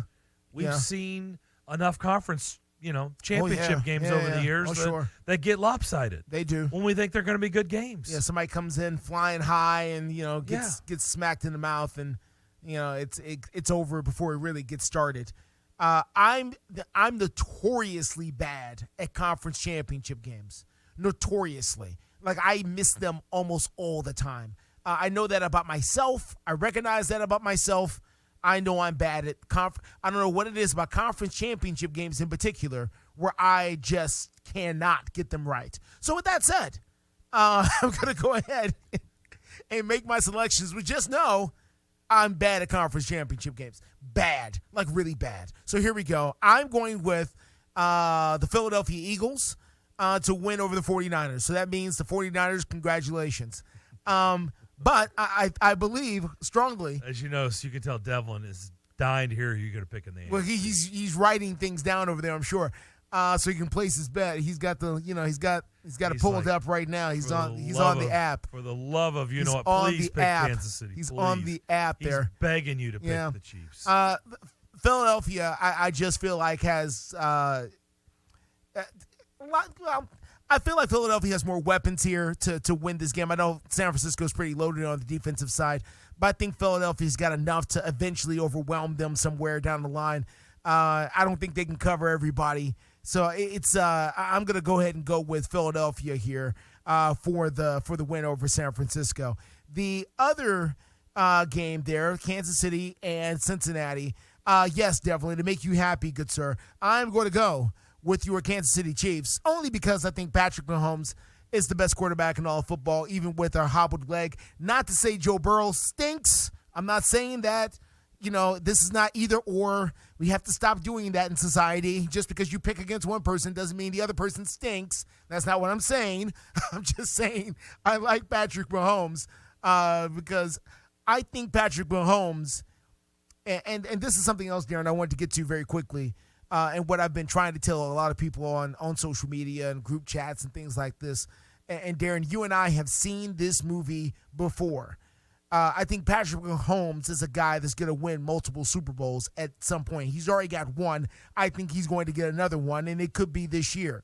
But with the loaded AFC at quarterback, the way things are right now, with Burrow and Allen and Mahomes, and here comes Trevor Lawrence, and here comes Justin Herbert. We have seen this movie before, Darren, in the 1980s and 90s when Dan Marino, Warren Moon, Jim Kelly, John Elway were all playing in the same conference in their prime at the exact same time. Everybody can't win the Super Bowl. As great as these guys are, everybody can't win it. And they all play with the expectation that their guy is great, and because their guy is great, they're going to win a Super Bowl. Nay, no, that is not the way this works at all. There's Warren Moon and Dan Marino are fantastic, all-time great quarterbacks. They are ringless because they ran into a loaded conference every single year where they had to deal with another Hall of Fame quarterback, chances are, on the other sideline. And because of that, they get nothing. They get absolutely nothing. So, with all that said, I'm picking Kansas City because I think Patrick Mahomes is going to get another ring at some point. And, it might as well be this year because the other guys are charging up behind him and they will get more weapons and eventually figure it out, you think. But, and a side note there with the Buffalo Bills. And the old-time Buffalo Bill fans will remember, and I know they're very hyped up about Josh Allen right now, but if you talk to your elders, Jim Kelly was pretty doggone good, and he got to 4 Super Bowls and didn't win a 1. So having the quarterback is still no guarantee in this NFL or any NFL at any point to win Super Bowls. You can have loaded Hall of Fame guys and still not get over the hump. It's going to happen to one of these guys, one of those 6 quarterbacks I just named right now who are in the prime or at the beginning of the prime of their career. One of those guys are not going to win a Super Bowl. Well, we know it changes everything about your resume because everybody thought Matthew Stafford was a really good quarterback who played for a really bad franchise. Yeah. And he had numbers, but hadn't won squat. No. So nobody was ever going to put him in an elite group because it's like, dude, you haven't won squat. Nope. And he goes to L.A., he wins the Super Bowl, and now, Yeah. Okay. Pizza. Okay. Yeah. Yeah, we can officially anoint you. Yes. Right? You are that good. That's how it works. So Josh Allen right now, man, he's really good in the regular season. He's been even good in the playoffs, but right now he keeps coming up short. Can't get over the hump. Dak Prescott, you gave him, give him the moon, the stars, and the sun. Hasn't gotten over the hump. Can't get over the hump. Nope. And listen again. And right now, Herbert is going to face that. Same thing. Trevor Lawrence has already won a playoff game, beating Herbert. So Sure. Herbert hasn't won anything. Nope. And, until he does. And next year, we'll be talking about the Chargers or whatever, and I'm going to pick against them, and people will look at me cross-eyed, and it's because I'm like, where's the proof in the pudding? He hasn't Lamar done Jackson anything. hadn't won anything, and he finally broke through. He won one. Yeah. Right? Did he? He's won one Sure, playoff game, right? He's won a playoff game, yeah. A playoff game. That Yeah. was it. Yeah, that was the knock on him, too. But then you get further along, and then you're not able to win. It's harder. Multiple playoff games. Russell Wilson went to back-to-back Super Bowls, and everybody thought, he's going to go 4 or 5 Super Bowls. Yeah. Never been back since. It's tough. Yeah. It gets real hard. And it was the knock against Dan Marino. It was the knock against Warren Moon. By the way, not only did those guys never win a Super Bowl, Warren Moon never went. Dan Marino went to 1. And both of those guys combined probably have 120,000 yards passing and 400 touchdowns or something ridiculous. And it's really hard. It's just really hard. Now, I know people think we live in a different era, and we do, and I've discussed that. But I'm telling you, some of these things, history doesn't repeat, but it certainly rhymes. And we're in a rhyming period here. When you look at how loaded the AFC is, don't think it's unique and new, and we've never seen anything like this before. Lies you tell. Yes, we have. That's why if Joe Burrow wins this, he gets pushed to the front of the class. He's just going to. I don't know why would you hold him back from being in the same grouping with Mahomes? I mean, you can't. Oh, no. You Not can't. if he wins this game. But it is weird. Like, people don't gush over Joe Burrow like they would certain other quarterbacks. Like, I feel like Justin Herbert has gotten way more praise than he deserves to this point. Oh, man. Right? Are you in agreement? Oh, absolutely. Like the love fest for Justin Herbert has been unbelievable his first 3 years in the league, and he's won nothing. Yeah. Well, because of the numbers and the live arm, and he's got all the intangibles, and you just want to fall in love with the guy. But yeah, he's short when you really need something right now. So far, he has been. He has not been what you need, and that's really, again, I'm not saying that, it's easy. No, it's not easy. It's really, really hard. By the way, all the love for Dak Prescott, too. Same well, deal. the people thought the Cowboys would be lost. You have to give Dak Prescott the money. You got to pay him. The national media every day beat that drum. You got to pay him. You got to pay him. You got to pay him. You got to pay him. All right, they paid him. Now what? He won wild card weekend for you. Wow. And that's not what you're about there in Dallas. You don't want to win wild card. No. 40-something million. You don't win 40-something million. You don't give somebody 40-something million to win wild card weekend. No. So, I mean, listen, the decision's got to be made here. And, again, it's really hard. I don't want to sit up here and pretend like, it's a piece of cake. No, it's really hard to find the guy that can get you to the playoffs, and it may be even harder to find a guy that can get you all the way to the Super Bowl and win the doggone thing. Yep.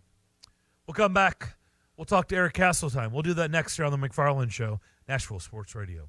Diabetes, high blood pressure, anxiety meds, everyone's on them. If you're a 50-year-old male, maybe a bit porky, and you may even have type 2 diabetes, $1 million of term insurance may only cost you about $200 a month. Call Term Provider. Speak with Big Lou at 800-529-2856. Big Lou will find a term life policy for you even if you have type 2 diabetes, are overweight, or have high blood pressure. Term Provider has helped thousands of people like you who think they can't afford term life insurance. To buy $1 million of affordable term life for you, all you need to do is call Big Lou at 800-529-2856. Lou will make sure the scales are tipped in your favor. Call 800-529-2856. Big Lou will answer your call and work to fit you into a term life policy that you can afford. Remember, Big Lou's like you. He's on meds too. For affordable term life, call 800-529-2856. Are you over 50? Would you like to get up to 33% more income in retirement? Then call now for this free book, Annuity Do's and Don'ts for Baby Boomers, from a leading financial firm on maximizing your income in retirement. That's right, free. This free book reveals little-known truths about annuities in simple-to-understand terms that will help you make the right choices before buying an annuity. And it's free.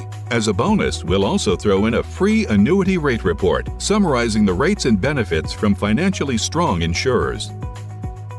Call 800-715-9880. That's right, annuity do's and don'ts for baby boomers and annuity rate report, both absolutely free for calling today. Call 800-715-9880. That's 800-715-9880. Sponsored by Annuity General. Producers have the appropriate licenses for the products they offer. Increased income is possible using strategies suited to your goals and may require buying multiple annuities and holding them full term. Slim's Tender Mac Bowls are back. We start with a 3-cheese blend to make our delicious mac and top it with chopped hand-breaded tenders and Colby Jack cheese. Try the Tender Mac Bowl meal or the Buffalo Tender Mac Bowl meal, both served with Texas toast and a medium drink. But hurry, they're only around for a limited time. Download the Slim Chickens app to order and earn rewards. It's a Bill King Show. Smoked a turkey. Smoked it about 9 hours. You know the little red button? I've never liked that, first of all, and I don't trust it. The internal temperature is what you should trust, not the stupid red button. That red button never popped out either, and I was starting to get worried because my wife likes the red button. I don't. Weekday mornings beginning at 6 on Sports Radio 560 on 95.9 FM.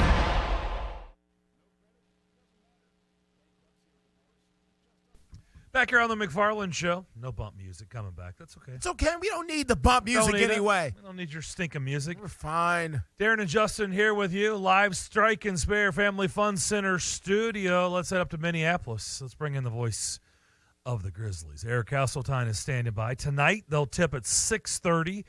You can hear the Grizzlies and Timberwolves game right here on these airwaves. Pre-game starting at 6 o'clock. So coverage starting at 6 o'clock.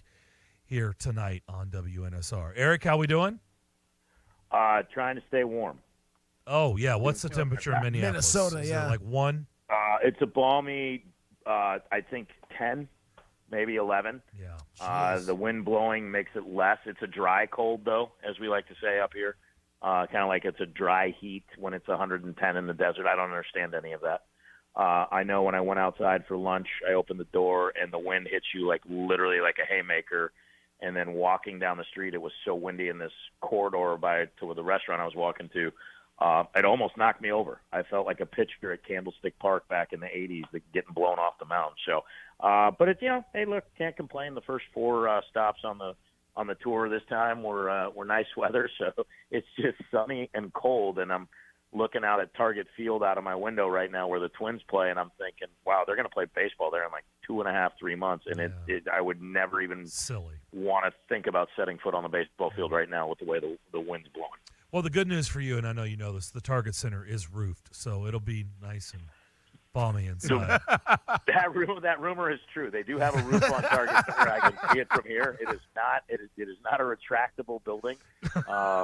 It's crazy because I have friends that live up here, and I just don't know how they do it. But they've all said, like, yeah, it's ways and tunnels, and they've done a fabulous job in downtown Minneapolis with all that stuff. But the summers here are beautiful. When the Grizzlies came up here for that playoff series, it's a little chilly, comparatively what it'll be in June and July. But like summers up here are absolutely spectacular. So I guess there's a trade-off. We were joking about that last night walking at dinner. When they settled this city, like when people got here, they had to have gotten here in the summertime, right? Because if they came here in the winter and it was like this, we're like, yeah, no, we're moving on. We're not staying here. This is just too cold. Yeah, those 3 months are really nice that they get in Minneapolis. It's really nice. I will say this, and I think I told you this in a text. I know that this has resulted in 4 losses after starting this road trip with an 11-game winning streak. I've been watching all these games, Eric. They have been fascinating. I mean, there is like a freaking storyline. I mean, the only game that really wasn't a game was the Sacramento. Everything else has been absolutely nutso. So let's skip a week ago because I was watching that game late on a Friday night. I may have had a margarita. I was watching the Lakers. You have anything less than one? I mean, well, have at least one. I may have had 2, especially when Shannon Sharp went nuts. So let me just start there. So that went viral. That was crazy. It was bananas. What was it like being there in the arena, and how much are you able to take in of all the drama that was going on around that game? It was below me, so where we sit with the Lakers. We used to sit courtside. That was always kind of how Chick Hearn wanted it. He preferred to be up a little bit. He also said part of it was he felt like he was the host and the other broadcasters were his guests, so he wanted them to have the courtside seats, and Laker TV, obliged because they were a simulcast. So it was down to my right. We're about right at the midway point where the exits are on the concourse level of what's now Crypto.com. And it just kind of, I'm calling the game solo, and I kind of hear this rumbling down to the right, and I look down. I'm like, what is going on? And I see Shannon Sharpe just losing his mind, screaming. I'm trying to figure out at first who he's yelling at. Then I kind of figure out it was Dylan who was walking away, and then Steven Adams came over, and that ain't the guy, as they like to say in the young circle. Ain't the guy. Ain't the guy you want to be doing that with. And then Ja got involved. Ja's father was actually on his way over to introduce himself because I guess Shannon said some nice things about Ja on their show.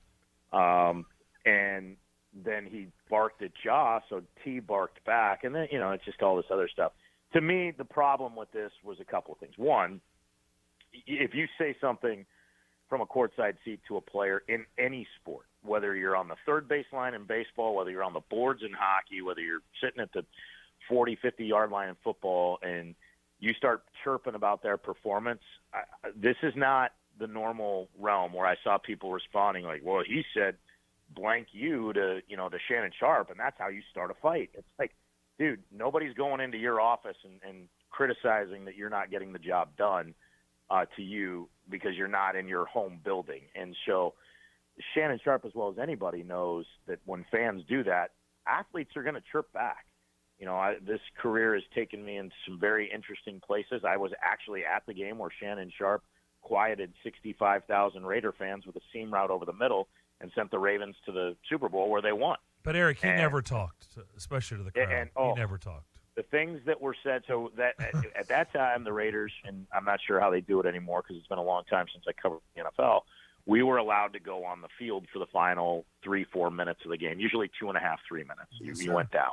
Yep. And I heard things standing on sidelines that I just was mortified at. Yeah. Because, one, these are abnormally large human beings that are abnormally strong and can break you in half. And those things that you just said would get that reaction if you were in public, but you're not. And so for Sharpe to say that, like, they don't want this. They don't, like, dude, you're the one who went on a rant about LeBron having a fan thrown out in Indiana because they were being obnoxious, and that you can't just say whatever you want because you paid money for a ticket. Afterwards, everything calmed down. I was shocked he was able to return to his seat because in every arena there are code of conduct cards that are handed out that say, hey, if you violate this, we can throw you out of here, no questions asked. The thing that bothered me the most, and I don't want to say bothered, but that I just thought took it to a level, or could have been easily, you could have diffused it even better than it was, and it was pretty diffused at this time.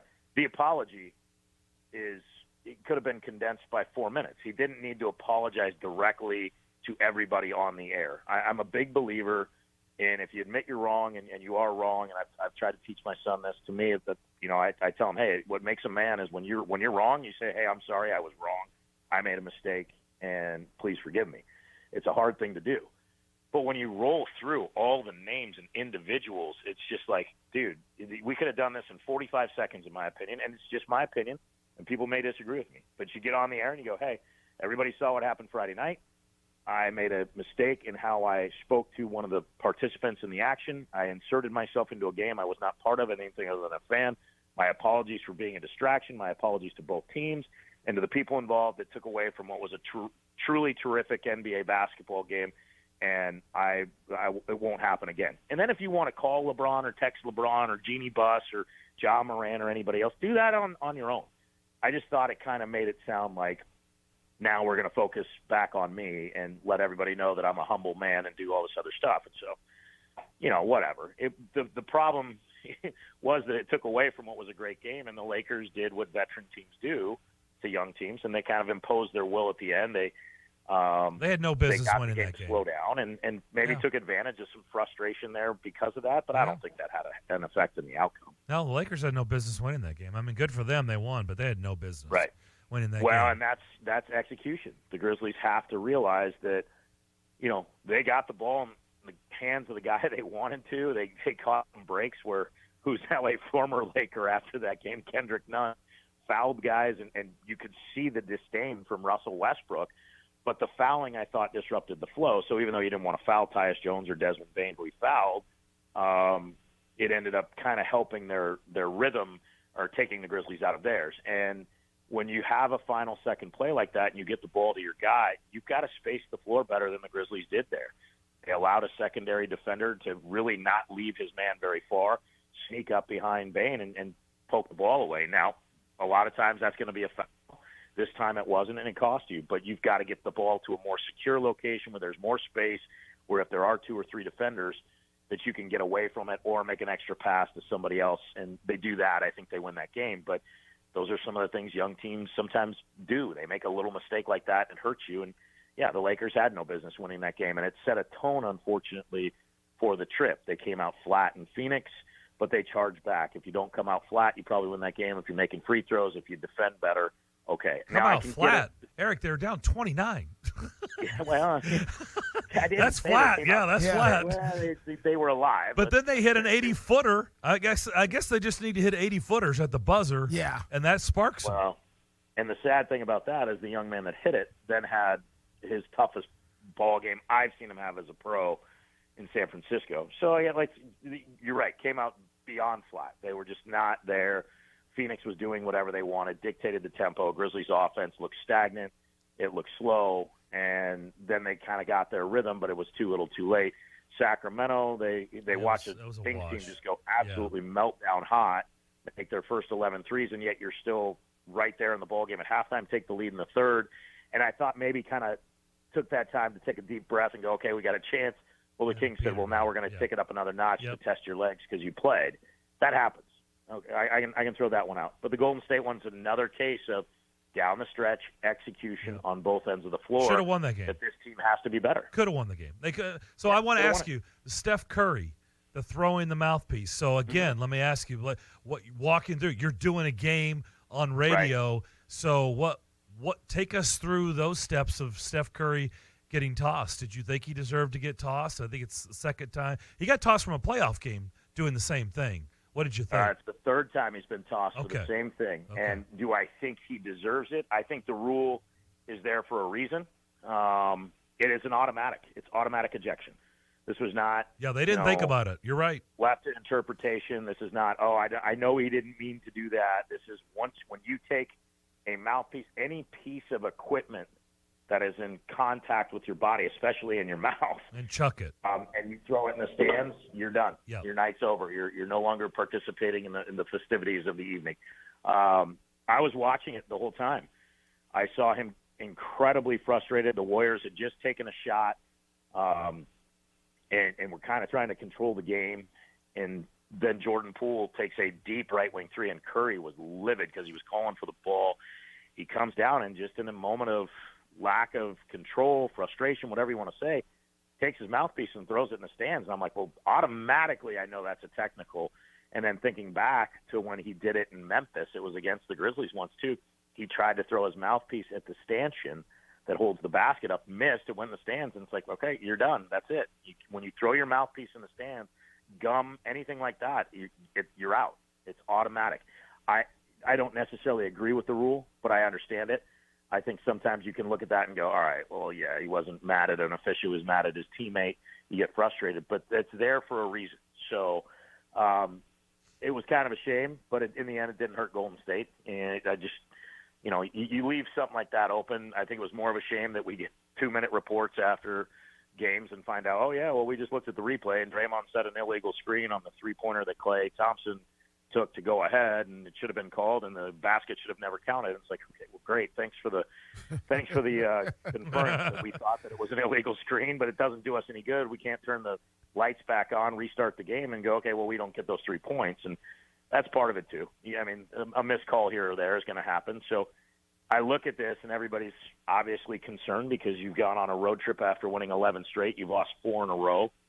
You've lost games that with stats that normally equated to you winning, scoring 120, the Grizzlies were virtually unbeatable. Shooting over 45%, Grizzlies virtually unbeatable. Leading ball games going to the fourth quarter, they had only lost once. Now, 2 of these 4 losses they've lost because of that. When they had the lead, and they only, I think they were 28-1, and now they're 28-3. So things that in the middle of a season it happens, and Darren, you and I have talked so many times about just the bizarreness of how things seemingly play out so similar over NBA seasons, whether it's a different timing where teams that are really good will go through little struggles. They'll have patches where the ball's not going in. You're not making your free throws. You're turning the ball over more.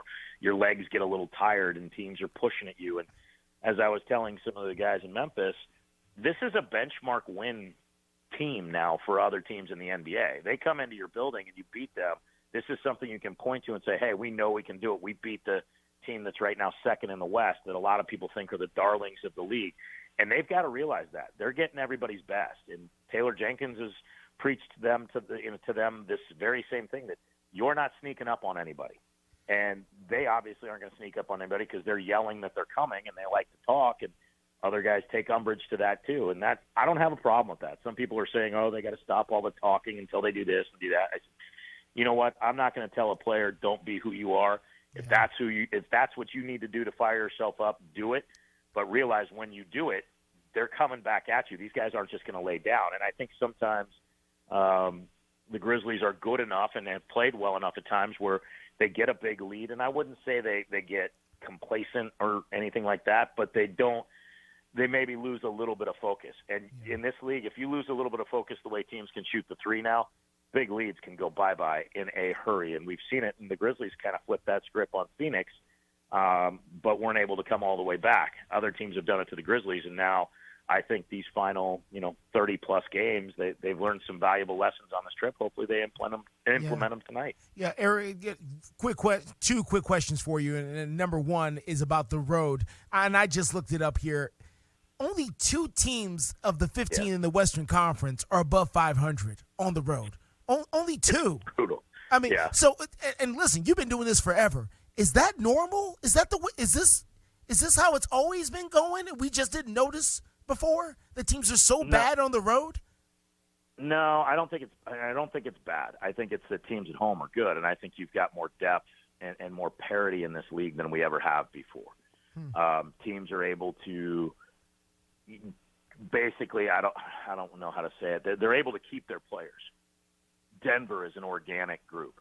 That all those guys came through Denver either via draft or, very early in their careers joining the club. But you're talking about Jamal Murray, you're talking about Michael Porter Jr., Nikola Jokic. They traded for Aaron Gordon, but they used guys that were good to get them. Memphis, organic. Golden State, organic. Phoenix is a little different. The Lakers, not organic. But you're seeing teams with way more depth. That's why teams don't win 70 games in this league. You'll look at good teams, and they'll be 35-6 at home, but they'll be 24 and 17 on the road, and they're a 60-win team, and that's awesome. If you win 24 games on the road, that's a really good road season. People talk about that all the time. 24 is kind of the benchmark. You go above 24, and you're an elite championship-level team. There's only a handful of those each season. So winning on the road's never been easy, but I also think part of it is because if you're going to stay in the West and you're going to be competitive in the West, you better have a hell of a roster because it's a gauntlet with the top 6, top 7, top 8, and even the teams that are trying to get in there, they're doing the same thing. They're getting young talent, they're keeping their young talent, and they're building towards the future where when these teams start to fall off with the veterans like the Lakers, like the Warriors, who still have a few good years left, and I'm not trying to say they're turning around and be gone next year, but when you're a young team and you have guys that can do it, it only makes it tougher. Eric, with the limited time I have left, I know you guys have been on the road for the last couple of weeks, so you may not be fully plugged in with what's happening back in Memphis, but I've got to ask you about the impact of the whole Tyree Nichols situation and the fact that the city of Memphis is going through, they're looking at the potential for some unrest tonight in a few hours because of everything that's going on. How, if in any way, has that impacted the basketball team, who I know, again, has been away from home for a little while? Yeah, we're aware of it. Like everybody else, it breaks our heart to see that, and our thoughts and condolences are out to his family. It's a shame that these things happen. It's been a wild road trip because we just went through California where we had a couple of mass shootings as well. The civil unrest is disturbing, and our players are bothered by it. They're young men that want to do right by the community and play a game that they love, but they feel like they're part of the community. So we're all very concerned with what's happening, concerned that we all have family and friends that are still in the city, and hope that common sense prevails, that there are ways to voice your displeasure without doing damage to our city infrastructure and to other people that, quite frankly, may have the exact same opinion as you, but you don't know. And if your anger gets the best of you, you may be hurting someone that thinks exactly the same way you do. And so we're hoping that the calmer heads don't stay calm, be frustrated, be angry. I understand that, but not at the expense of hurting others because of it. So hopefully that message has come through. We all are aware when the video will be made public, and we've been kind of keeping an eye on this situation since before we even left. And it's concerning. It's deeply concerning, and it's deeply disturbing. And, it's a shame because I think it gets so into a position where you have some very, very good people that work in those industries that get overshadowed by some very bad people that should not be working in those industries. And it gets lumped together. And I think that's a tremendous injustice as well. But I can understand how it happens, and I can understand the frustration. And like I said, our thoughts and prayers are with the families of who lost a loved one, and that's something you just can't put anything on that. So we're watching it closely.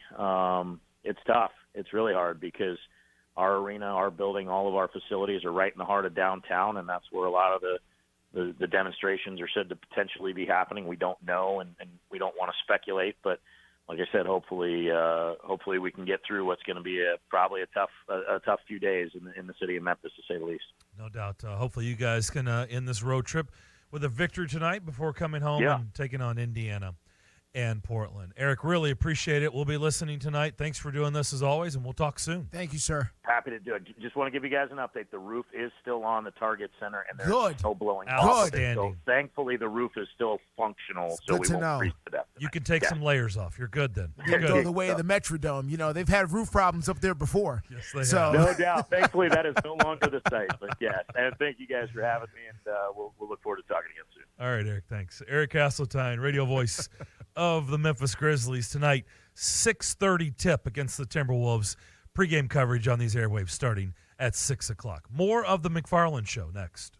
Nashville's first curling venue is here at T-Line Nashville. Come check out T-Line Nashville and experience the world's fastest growing winter sport today. Curling is a fun and simple sport that's a perfect outing for friends, corporate events, families, or parties. T-Line also has classic bowling and modern bowling mini games. With over 20 HD TVs, you can come watch your favorite teams and some of the best food and drinks here in Nashville in the large bar and grill area. They also have an outdoor area with a fire pit, and you can't forget the live music. T-Line Nashville is a one-stop shop for a great night out. Located at 106 Duluth Avenue and online at tlinenash.com. You can book your party now or give them a call at 615-439-1024. That's 615-439-1024. And make sure you give them a follow on Instagram and Facebook at T-Line Nash for all the news, events, and updates. T-Line Nashville. Nashville's first curling venue is here.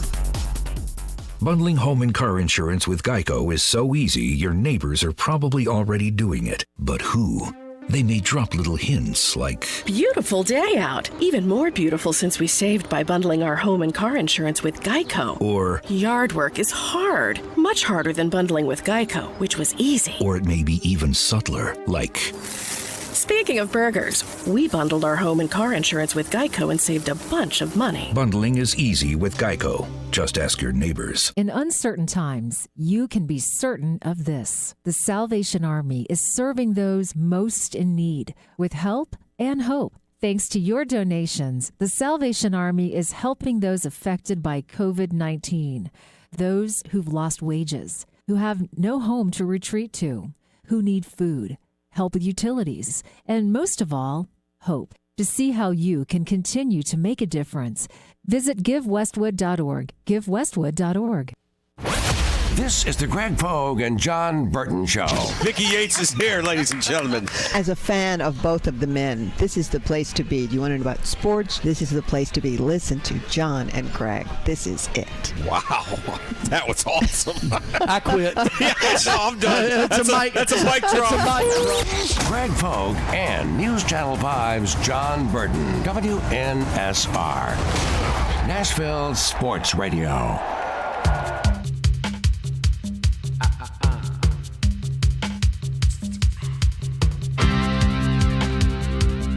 Good stuff from Eric Hasseltine. Sure is. Wow. Grizz T-Wolves tonight.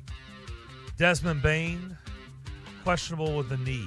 Steven Adams is out with the knee injury. You know, Danny Green is recovering from knee surgery, so we'll see. I mean, they as we just tried to talk about with Eric, they've had a crazy road trip. They have. Crazy. They have. A memorable, to say the least. And, you know, the part about our interview with Eric just now is when he talked about Steve Adams before he got hurt, obviously, standing up to Shannon Sharp. And Steve Adams is 6'11", and Shannon Sharp is about 6'2" or 6'3". Now, you know, Shannon Sharp's a big man. You know, let's not get it twisted. But he's not 6'11", Steve Adams. And the two, when they were face-to-face there, they almost looked like WWE wrestlers because both men are so large. So when they were staring each other down, it looked like, you know, it looked like something straight out of professional wrestling. It really did. So I bet that was quite the sight to see there, courtside against the Lakers. Like I said, I was watching it last Friday. It was crazy. The whole thing. It was nuts. It was a crazy game. Wow. But no, there's no way, and, you know, if I could have said one thing to Eric there, there's no way Shannon Sharp was going to be escorted out of that building. Absolutely no. He and LeBron are BFFs. Oh, Dylan Brooks said it after the game. He was like, you know, it's L.A., man. Now, if they were in Memphis, it's L.A. That's a whole other story. Yeah. But out there, nah. He was going to be right where he was. Nope. 615-844-5600 is how you get in touch with us. Kind of going through the checklist. Preds are on a break. You got the AFC, NFC championship games on Sunday. All hands on deck for that. Soak it in.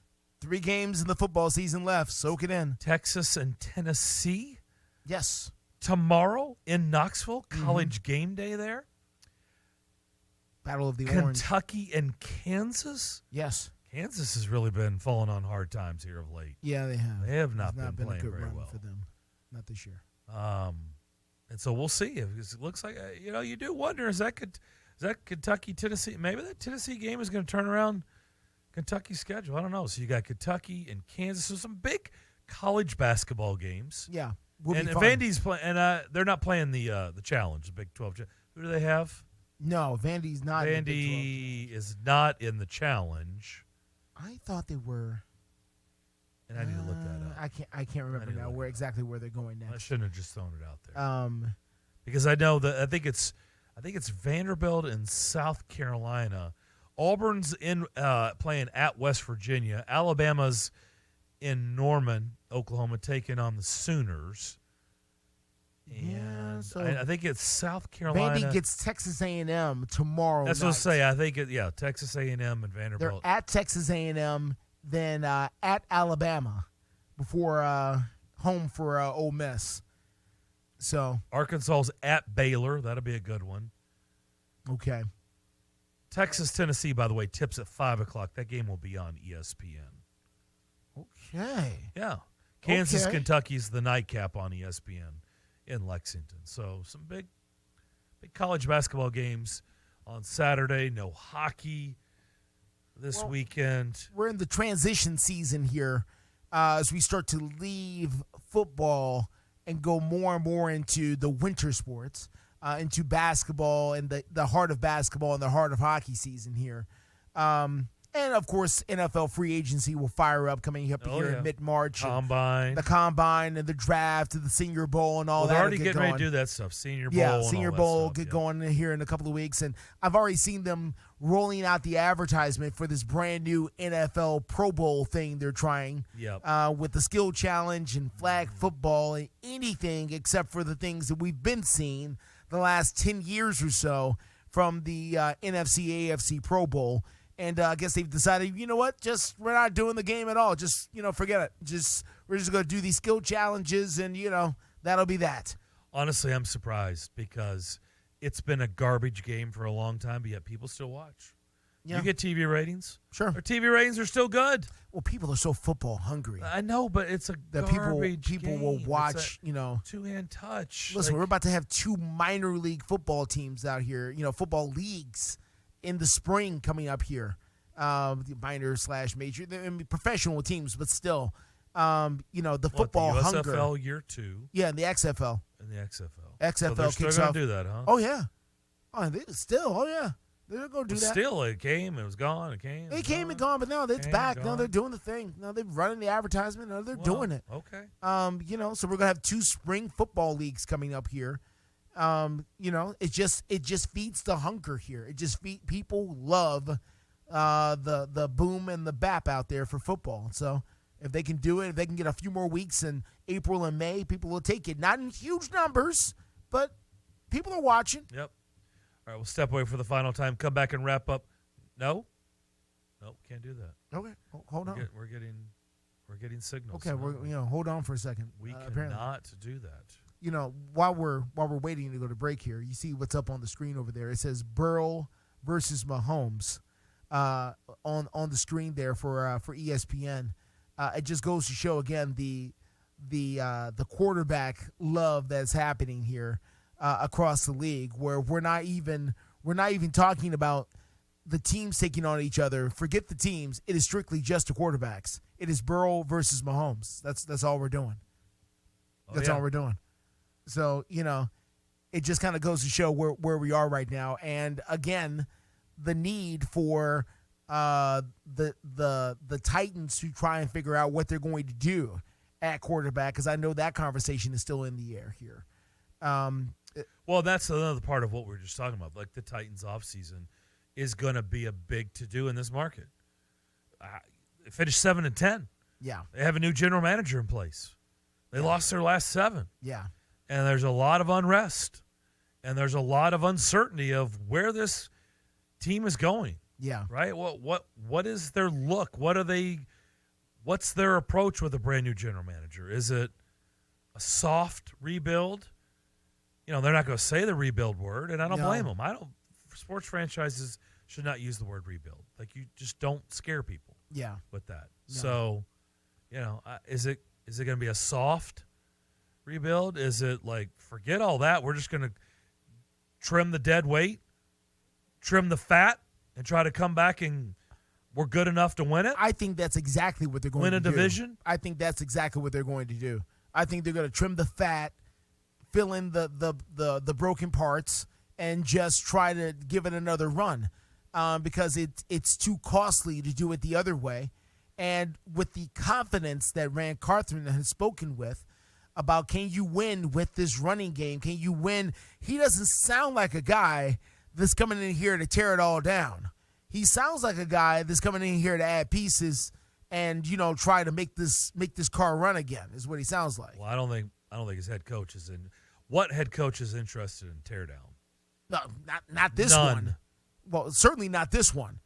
Now, you can convince him, like, Matt Eberflus in Chicago, I don't think he was interested in tear down. No. But, they said, yeah, well, tough. We're going to trade away your 2 best defensive players. And, we're going to run out here and do the best we can, but we're really not interested in winning games this year. And, we're going to rebuild and retool and aim towards next year. And he had to get on board with the program. So a lot of coaches aren't interested in it. But if you've got a long-term plan that you can get buy-in, then, if this is the direction, this is the direction. Now, I don't think Mike Vrabel's going to go for that, not with this team and not where he's already been with this group of guys. I think he's much more on the line of retooling and then trying to give it another run. I think they've got, with this current roster, with Derrick Henry, you've got 1 or 2 more years to really try to maximize some players that you've got. Yeah. Right? Before you really you have to make it right. Before you have to. Before you really got to cut. Because if you want to rebuild, that means, Derrick Henry, I don't see him on this football. No. Kevin Byard, God bless him and God love him. But that's 2 years later. It's just not, but by then, the wheels are definitely off by then. You're talking about another year or 2 years, then, you make some. I'm thinking like 2 years. You've got a 2-year window, and then you got to figure out a whole lot, unless they somehow miraculously in the next year or two stumble into a franchise quarterback. Well, an elite franchise quarterback. That is something else you can somehow, some way that stumble happens. into a guy. Then all bets are off. Then everything changes, right? Sure. But if you don't have that guy, man, it is such an uphill climb. Yeah, now you're just doing the team thing. An uphill climb where you have to have everything fall into Everything's got to run. Everything's got to fall into place. But, it really opens up the question, what do they do at number 11? I'm of the opinion, and I know it's early to kind of get into that, but I'm of the opinion they have to go wide receiver. I understand why people want to go offensive tackle. I get it. Obviously, there's a need. I get it. But in this NFL, I've looked at the wide receiver free agency market. Oh, it's not good. It's not good at all. I think you've got to go get one of these younger, dynamic wide receiver, either the guy from TCU or the guy from USC, either one. I'll take him. The offensive tackle is going to take him a year to get into his position. He's going to have to grow and mature, and that's not a win now guy. You don't draft a rookie offensive tackle and then say we're going to go win right now. That's not, not especially not a left tackle. No, that's your guy. That's your cornerstone. You go find you a vet somewhere. I think you do. Now, not a Dennis Daly, obviously, because that didn't work. You go find you something better, though, and then become more dynamic and younger at wide receiver and go at it that way. That's what I think they should do. I don't know. I don't know if there's so many needs. I just don't know if a wide receiver is where you start.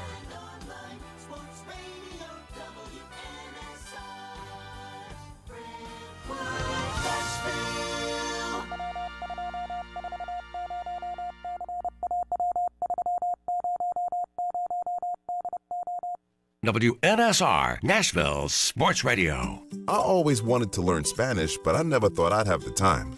Then I discovered